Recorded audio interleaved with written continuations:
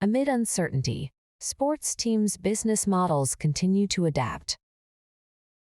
When COVID-19 swept across the U.S., prompting a series of lockdowns and other restrictions, many businesses had to scramble to find a way to operate safely.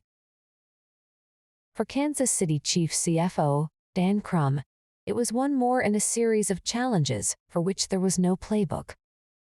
But instead of taking a Hail Mary pass, Crumb and his team took a huddle and strategized. In a normal year, our revenue stream is pretty constant, he says. But COVID forced NFL teams to reduce attendance at our club to about 22% of capacity for the entire season.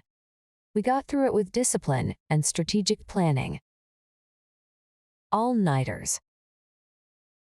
Some nights we were on conference calls and Microsoft Teams video conference calls till 1 in the morning, running what-if scenarios, he recalls. The Chiefs also accelerated the timeline for some high-tech implementations that we had previously been examining, Crumb adds. For example, we went to a cashless mode for in-stadium concession purchases, using touchless mobile pay, so stadium goers could order remotely with the Chiefs mobile app, and then pick up their items with minimum personal contact.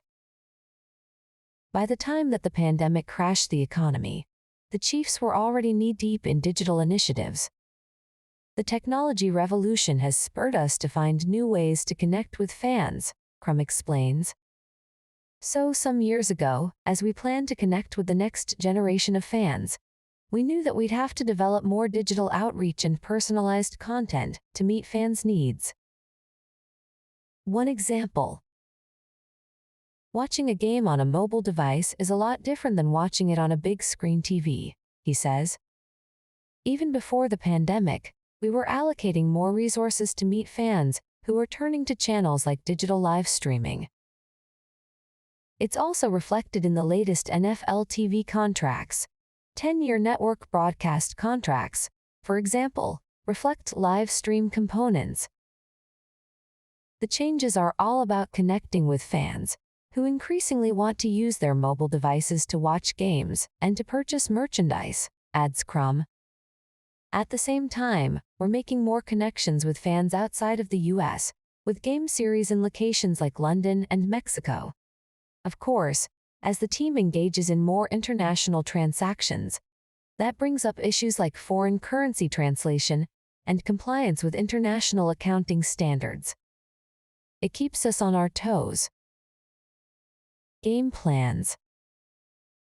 We maintain a disciplined approach to financial planning, but we're ready to pivot, adjusting our forecasts as needed and deferring or accelerating capital or other projects if necessary, explains Crumb.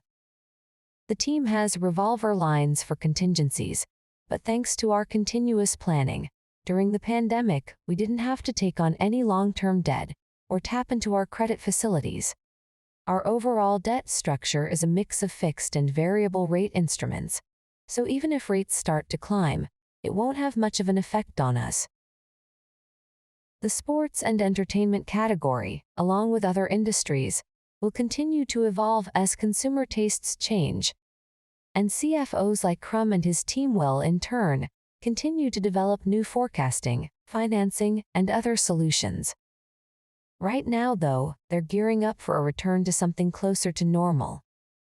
Subject to local health regulations, the league is committed to full stadiums this fall, Crumb says. Our team continues to be involved in testing, coordinating with IT, concessionaires, and other departments across the Chiefs organization. Achieving victory in business, as well as on the playing field, requires dedicated players, a nimble playbook, and a commitment to teamwork. Before Kansas City Chiefs CFO Dan Crumb moved to the gridiron, his finance background included time at organizations like KPMG, Hill City Oil Company Inc., which operated C-stores and truck stops in Louisiana and Mississippi, Abita Springs Water Company, the New Orleans Hornets, and others. CFO Intelligence spoke with him about making the jump from Main Street to the sports industry. Each industry has its own nuances, he says.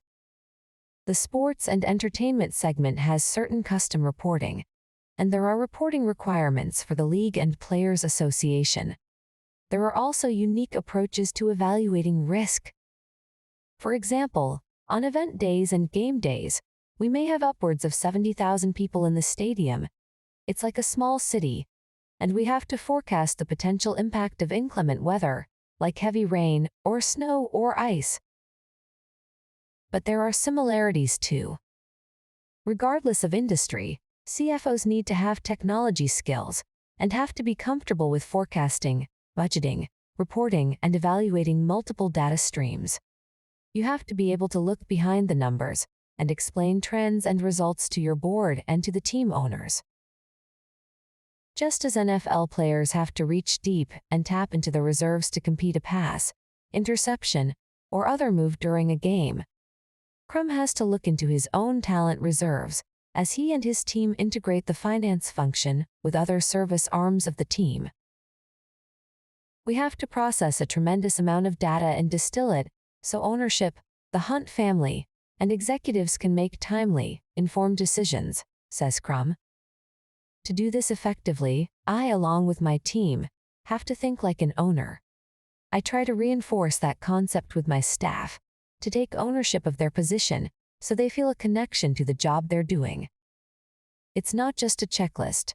Instead, they're reviewing and analyzing information in a meaningful way and helping to make decisions based on that analysis.